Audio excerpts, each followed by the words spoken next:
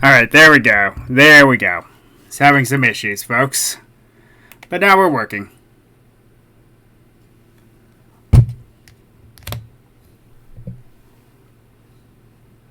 Wait a minute. What happened to the... What happened to the audio? Come on. Come on.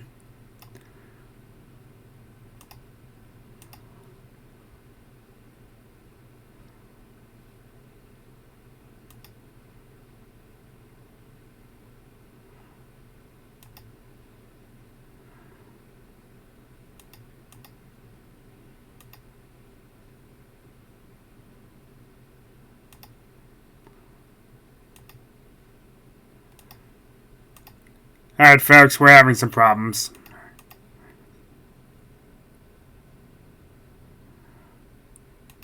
Gonna have to give me some moments. Gonna have to give me a moment. Because where'd the sound go?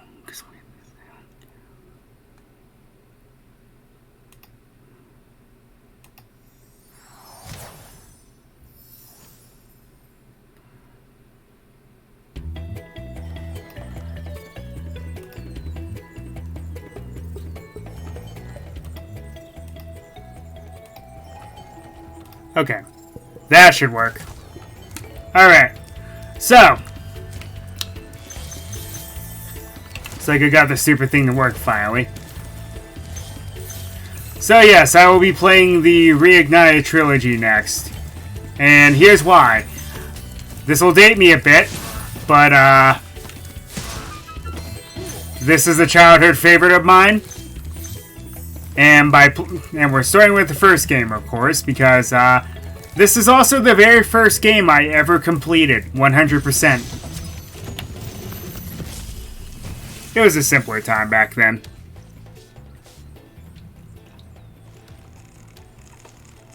Thank you for releasing me, Spyro. Free 10 dragons in the Artisan world. Then find the balloonist. He'll transport you to the next world. What about Nasty Nork? I'm going after him. Find dragons first. That's all I can tell you.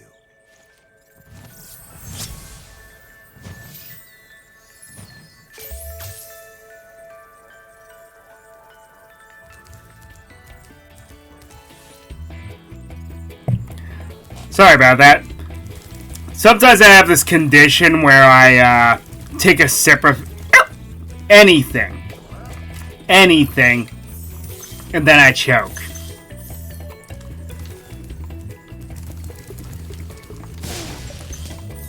Also, all that choking gave me the hiccups, so I'm glad to deal with this for a moment.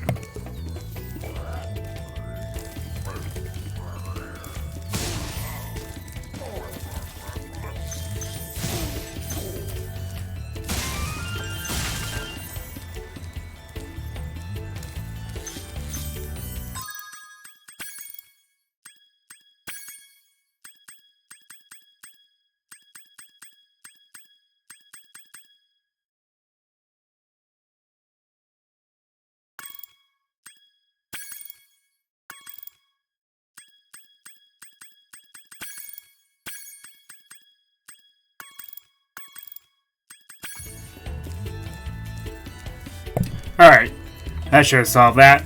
Also, I had to switch a couple things. The motion blur in this game is very bad, so I had to get rid of it. Plus, I made the camera active, so now it actively follows Spyro around. If you prove your worth by rescuing 10 dragons, then you may use this balloon to fly to a new world. That's one thing I like about the Reignited trilogy, because they actually gave voice acting to the balloonist. The balloonist, they changed based on where you were. All that changed about him was they just had a different scarf color and a name. That's it. So yeah, as you saw, there was a skill point there. That's kind of like an achievement system in this game, where there are certain specific niche things that you have to do. But since I know how to get everything in every level, a lot of things will just kind of happen, and that's one of them.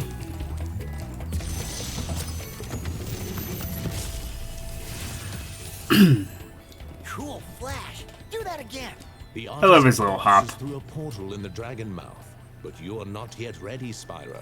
First, you must complete one of the other artisan lands. You got to finish that, by the way.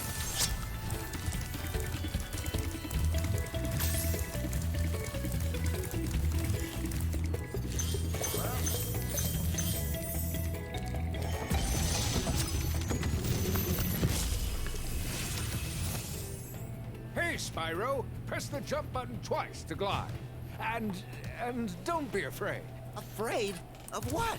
Falling from high mountain peaks? Plummeting into prehistoric glaciers? Oh, that.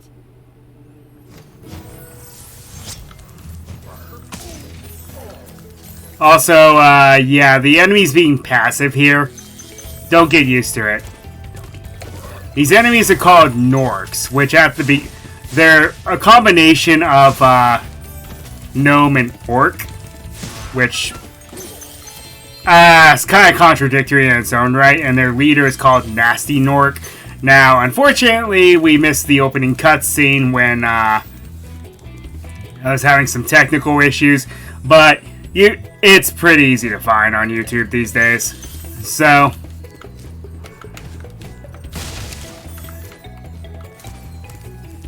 maybe on post I'll try to splice it in, but we'll see.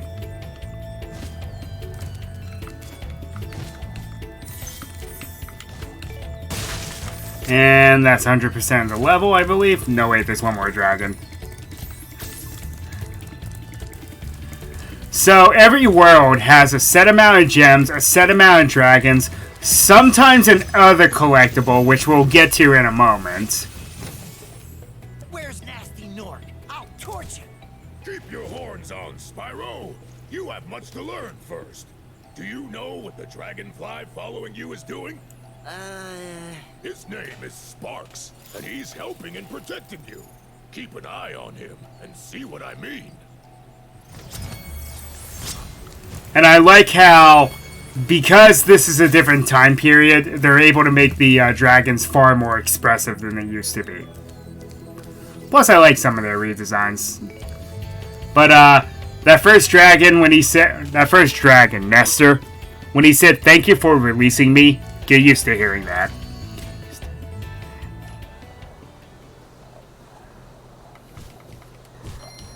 And then these little loading screens, you get to, just do a couple weird things. It should load pretty quickly, though, because... using a much different computer than I did when I was testing this game. Maybe. Well, it's definitely faster than my PS4 was, I'll say that much. Alright, so... Stonehill. This is a rather more expansive level than the homeworld is. And there are enemies that will hurt you. These rams will hurt you if you don't attack back at them.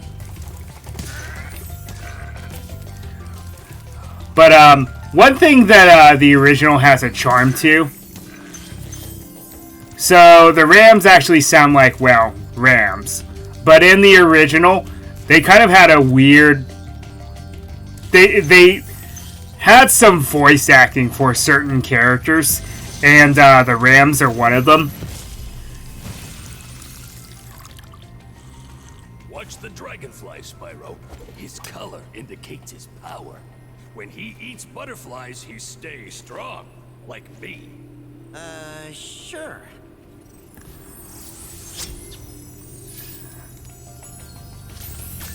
Okay, Scott Steiner. Anyway,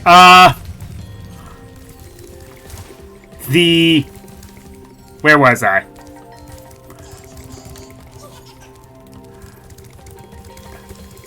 Oh yeah, so some of the voices for certain characters, such as the Rams, they just went kind of like, oh, oh. Yeah. Of course, you gotta remember, this game was originally made in 1997, I think? It's either 97 or 98. I think it's 98 because they had subsequent releases for every game. When you free a dragon or step on one of their platforms, you're saving your progress. That could be useful if you run into trouble. Not that you ever run into trouble, Spyro. I like how it looks like these dragons have their own hobbies. Like, he seems to be a watchmaker. That's a cool idea.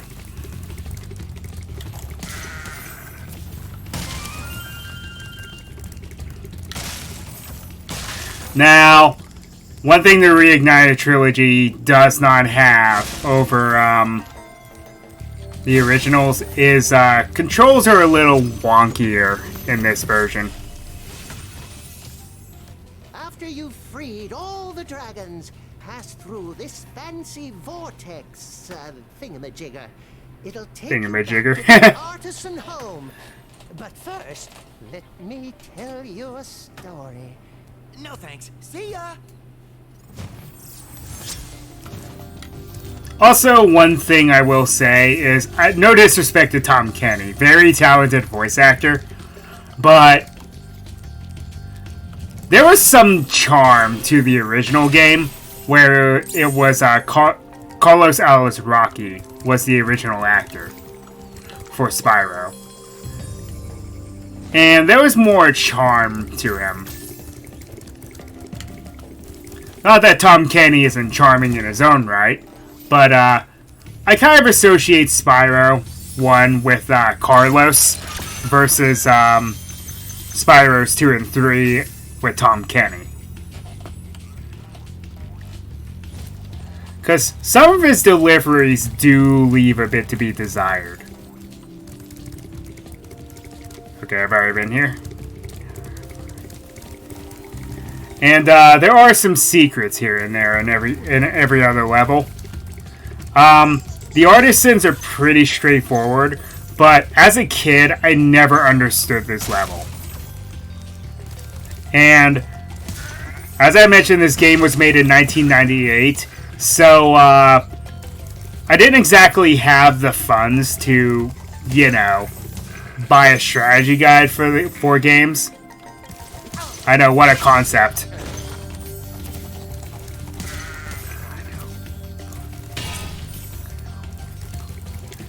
So, from a bygone era.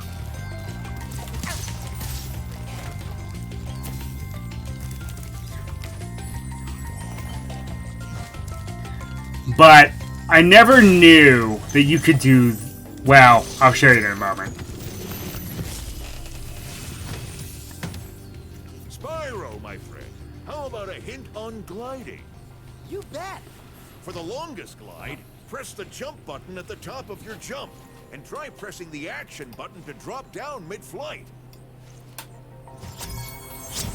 Turn up the game volume a bit. Maybe. Now I think I'll lower it back down. Just gotta turn my headphones up a bit. One sec. But yeah, as you saw there, when I was a kid, I could not figure this out for the life of me. I didn't realize that you could glide here because, well, I don't know if it'll show me here. No. But it wasn't blatantly obvious. And for the longest time, you there. Come here. This is an egg thief, by the way. These are the other collectibles that I mentioned. And these guys are a little faster than they were in the original. I have noticed this.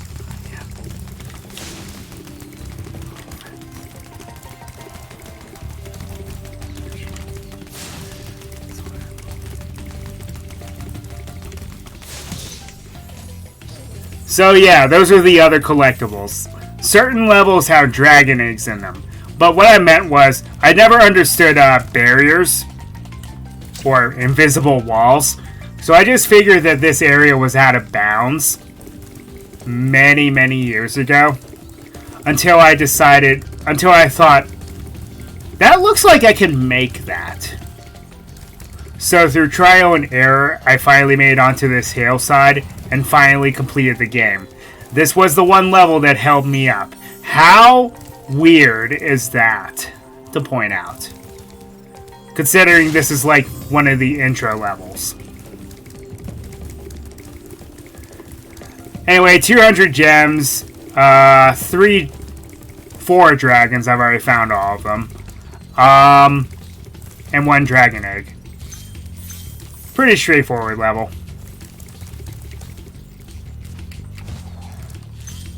And this is essentially level 1 of this game. Of course, I always did the levels out of order when I was a kid. Because I thought you were supposed to do, well, we'll go the second level first instead of this one.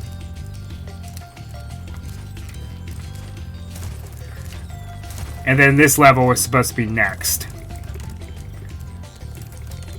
How little I knew back then. Okay, so here's a neat mechanic. If you click the left joystick, Sparks will point out... Sparks the Dragonfly there will point out a gem to you that you may have missed.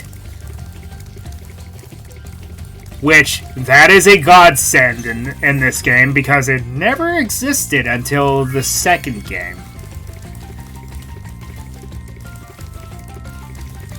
Alright, so the level's done. So, we just head back here, and head back to the home world.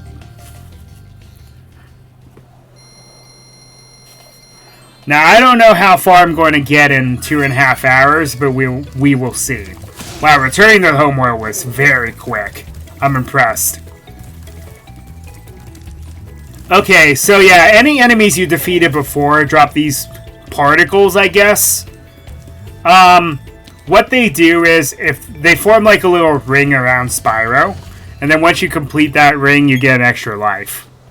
On top of the extra lives that you get anyway, plus you also get extra lives from doing skill points. I don't think there are any more skill points in the Artisans, but there's something that I will show you as soon as the next level loads.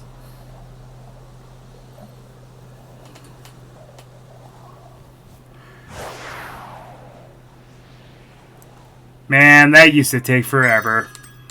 Alright, so you open this guidebook here. And then press Y there, and it says skill points. Ah, I missed one. Oh well, I'll go back and find it. I'll point it out where it is. Anyway, this is Dark Hollow. I always thought that this was the first level of the Artisan's World. Besides the home world, obviously. And one thing I love about this version is that the aesthetics. I mean, this is like an old library. And I like that.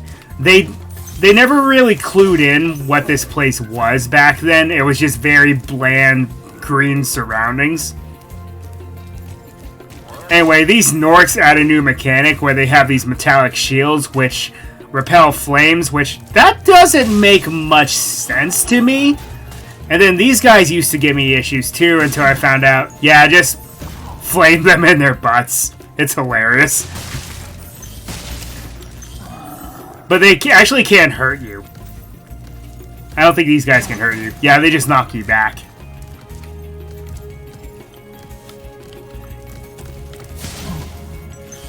I never knew that that's what you were supposed to do with those guys. But yeah, see how this area is like a giant library? There was nothing here. It was a very unremarkable room.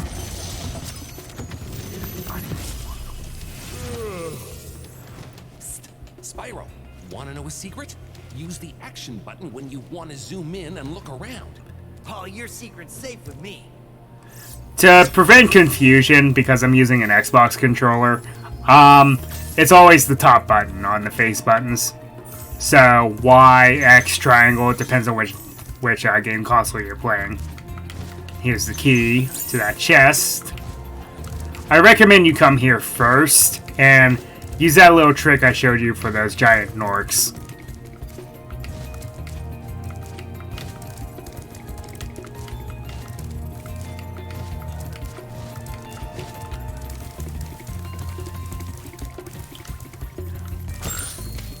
Oh yeah, I guess I forgot to mention that too.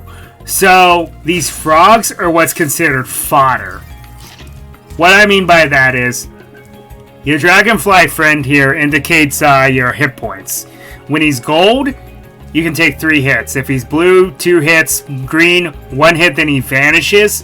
Then what happens is, if you take a hit when he's not there, you die. You lose a life.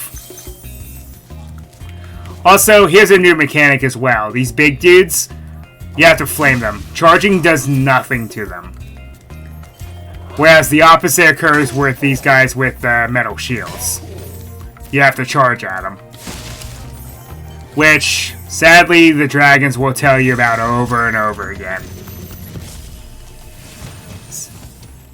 Oh, it's you. I wasn't sure if you'd escape those annoying little creatures. Of course they wouldn't bother me, but here's a hint. Their metal armor is fireproof, but a charge attack will take care of them.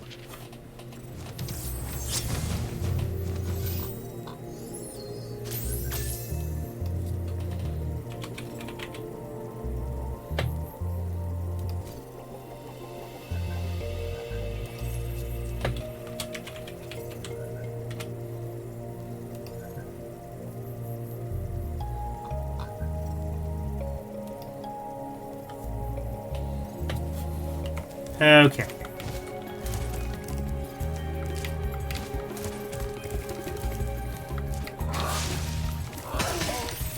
Also, I love the bass line.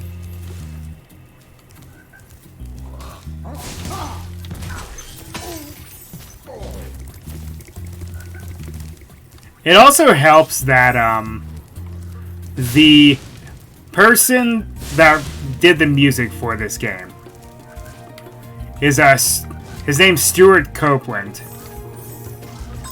You know what? I'm going to turn off something. Just get the music as is. Oh yeah, that's another thing. If those guys have their backs turned to you, you can flame them as well. But the music is made by Stuart Copeland of the Police. The group, that is. A little bit of interesting trivia. And yes, he did come back to do this version of the game.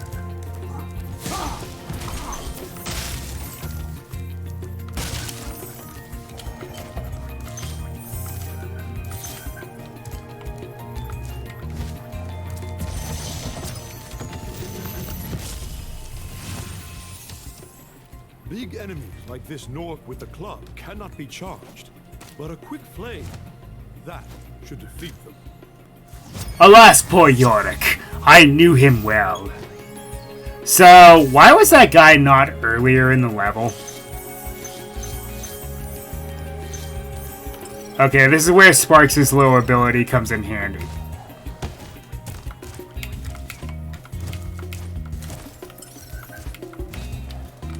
How did I miss that?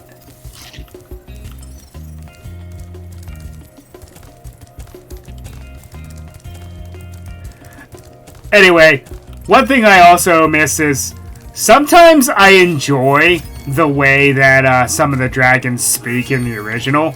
That guy, Darius, was one of them. I think it was like he spoke extremely fast and pronounced Nork Gnork. You can tell that guy had no direction. It was like, big enemies like this Gnork with the club cannot be charged, but a quick flame, that should do the trick. And I was like, what did he just say? And then fun fact, in the demo, he actually wasn't there. The demo for Spyro the Dragon 1, he was not actually in that level.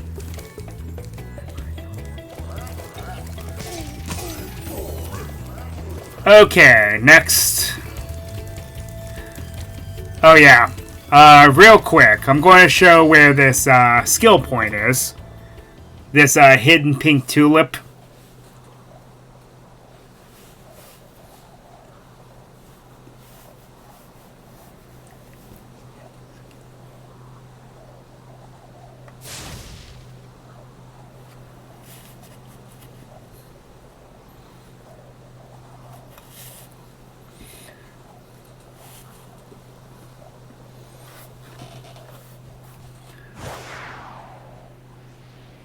Stonehill team seems to take a while to load. I'm noticing.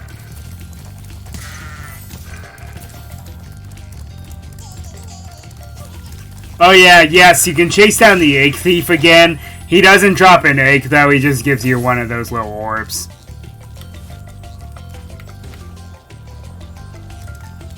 Okay. It's around these little castle pieces here. There it is. Just torch it and you get a skill point. Easy. Torch. That's the word I need to use. Torch.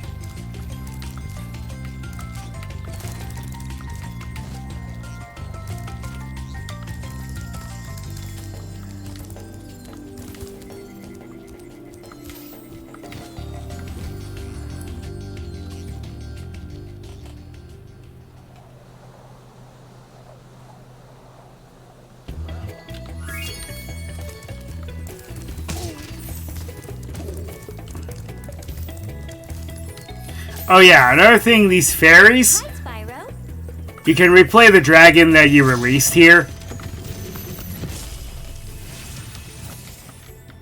Not that they're super helpful, but she also saves your progress.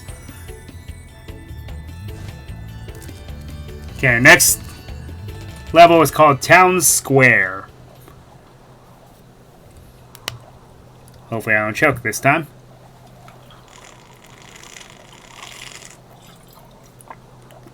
Talking as much takes its toll on you, and you need to keep some water around.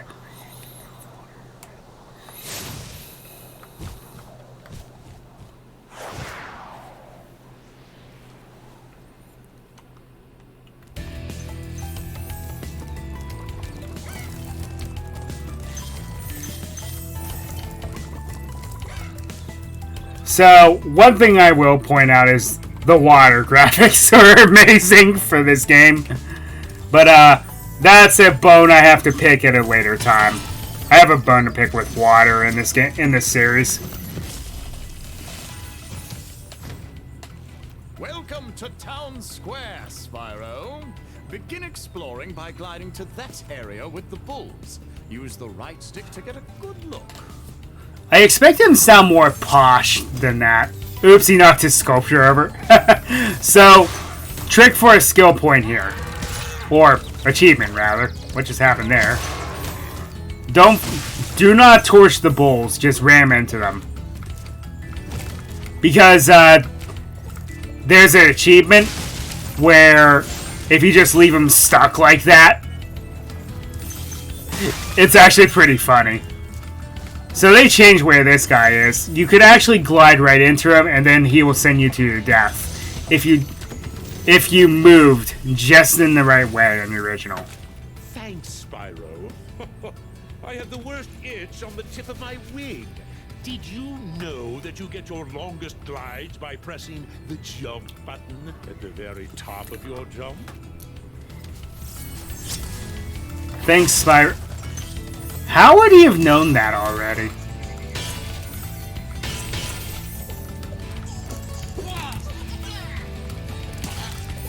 Los Matadore.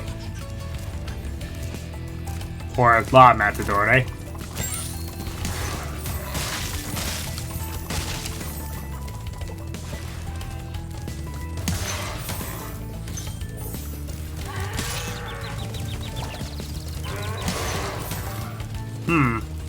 Hitboxes seem a little off.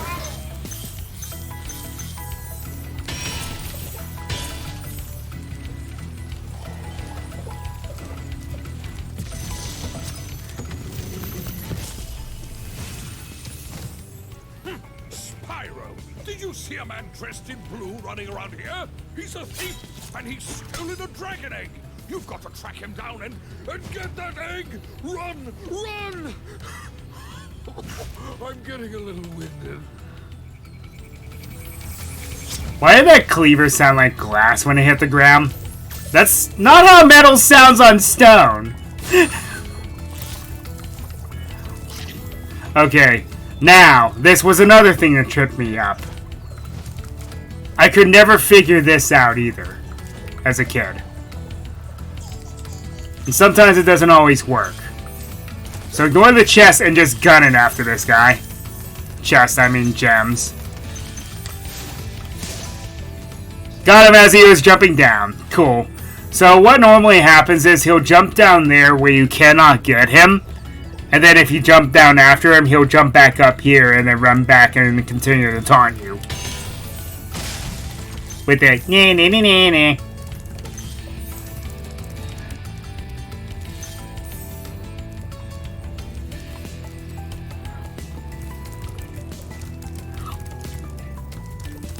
Some of the egg thieves are pretty mean. Also, that tip that Alvar gave you, yeah, jumping at the very top of your jump makes it so you can actually make these jumps. Skill point. Now, these chests are kind of funny. How they work is you have to torch them a few times so the lid falls off, and then you get the gem out of it. Now, what normally happens too is that lid, it used to go farther in the original, and you could use it to snipe certain enemies later on in a level. But now it's not really the case. It just goes in a forward direction, not very far, not very high. Anyway.